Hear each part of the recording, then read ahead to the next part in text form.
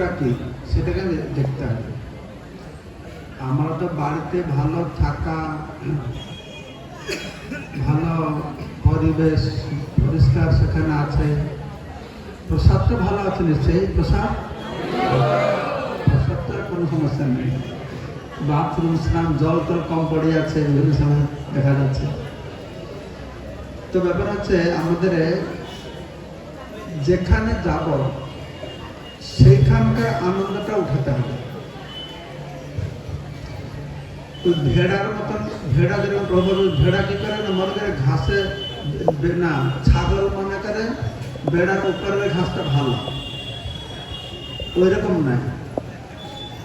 এখানে এসে ঘর ভালো ছিল, ঘরে মনে করে পরিক্রম ভালো ছিল না, যেখানে যাবে সেইখানকার আনন্দটাকে উঠাতে হবে।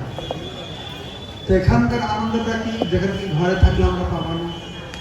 এখানকার আনন্দ হচ্ছে অনেক ভক্ত একসঙ্গে থাকবে, অনেক ভক্ত একসঙ্গে পরিক্রমা করবে, সারাদিন হরিকথা শ্রবণ করবে, সারাদিন নাম সংকীর্তন করবে। এই পরিক্রমা হচ্ছে আমাদের ভক্তি জীবনের ব্যাটারি চার্জ করার মতো। তো বলা হচ্ছে হরিনাম তো আপনারা ঘরেও করতে পারেন, তো কি পার্থক্য আছে? হরের নামে কেবল ঘরে বসে তো হরিনাম হয়, ফলে সেখানে আসে কি দরকার? কিন্তু বলা আছে যে সংসার জনিতার কোনো বস্তু নেই, সাধু সঙ্গে হরিনাম এই মাত্র চাই। সাধু সঙ্গে হরিনাম তার একটা প্রভাব আলাদা থাকে। ঠিক সেই রকম ঘরে বসে তাদের ভাগবত পাঠ করতে পারে, তাহলে এখানে আসা কি দরকার? তো বলা হচ্ছে না, এখানে আসতে হবে এই জন্য যা পড়ো ভাগবত বৈষ্ণবের স্থানে একান্ত আশ্রয় করা চৈতন্য চরণ। এখানে আসলে এটা হয়, বৈষ্ণবদের সমাগমে আমরা হরিকথা শ্রবণ করব, আর চৈতন্য চরণে আমরা পূর্ণ শরণাগত। ভাগবত পড়েও ভাগবত বুঝবে না, ভাগবত শুনেও ভাগবত বুঝবে না, বুঝবে ততটা বুঝবে না সেইভাবে বুঝতে পারবে না যেভাবে চৈতন্য মহাপ্রভু আশ্রয় নিয়ে ভাগবত অধ্যয়ন করলে ভাগবত থেকে যেভাবে উপলব্ধি করবে, চৈতন্য মহাপ্রভু আশ্রয় ব্যক্তি রেখে ভাগবত পাঠ করলে ভাগবতকে বুঝবে, কিন্তু সেইভাবে বুঝতে পারবে না। সেজন্য আমাদের জীবনে একটা পরম সুযোগ ছিল, প্রভুপাদ দিয়েছেন, তাকে আমরা অশেষ ধন্যবাদ জানাই। যে আমরা প্রতি বছর একবার এসে প্রায় 11,000 ভক্ত, 6টা গ্রুপ, 11,000 ভক্ত তারা দ্বীপে দ্বীপে রাত্রি যাপন করছেন, আর দিনের বেলা হরিনাম কীর্তন করে তারা একটা দ্বীপ থেকে আরেকটা দ্বীপ এরকম কীর্তন করছে। এটা যে প্রভুপাদে কত আনন্দ দিচ্ছে, মহাপ্রভু কত আনন্দ পাচ্ছেন, সেটা বর্ণনা করা যাবে না। তা আপনার সবাই খুব ভাগ্যবান, ভাগ্যবতী, এই নবদ্বীপ পরিক্রমা এসেছেন। তো এই নবদ্বীপ ধাম আপনারা বিভিন্ন জায়গায় ঘুরেছেন, তো নবদ্বীপ ধাম ঘুরেছেন, নবদ্বীপ ধামে বাস করছেন।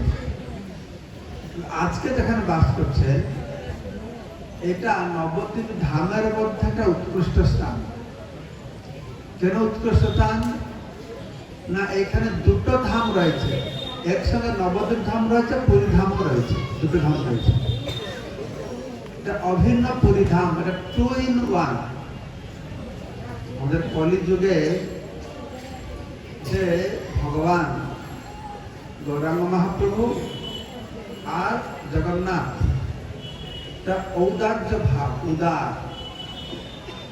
এই দুই উদার যে ভগবত স্বরূপ দুই ধামে আছে, নবদ্বীপ ধামে আছেন, পুরী ধামে রয়েছেন।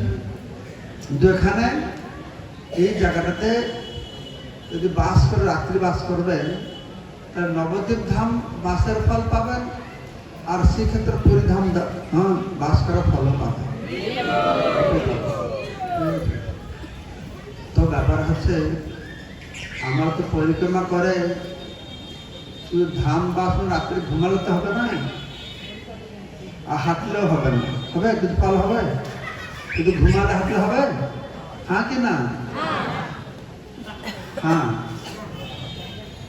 এই ধামের অর্থ মহিমা, এখানে যদি সে ঘুমিয়ে থাকে তাহলে সে দণ্ডবত প্রণামের ফল পেয়ে যাবে।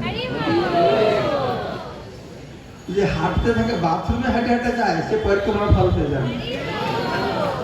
হরি বল, তার মানে না যে সারাদিন ঘুমিয়ে থাকবে, ফল কিছুটা পাবে।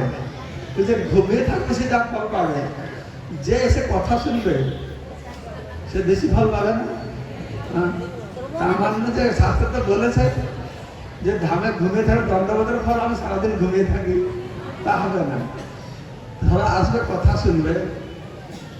তো এই প্রান্তে আছে অভিন্ন পুরী ধাম।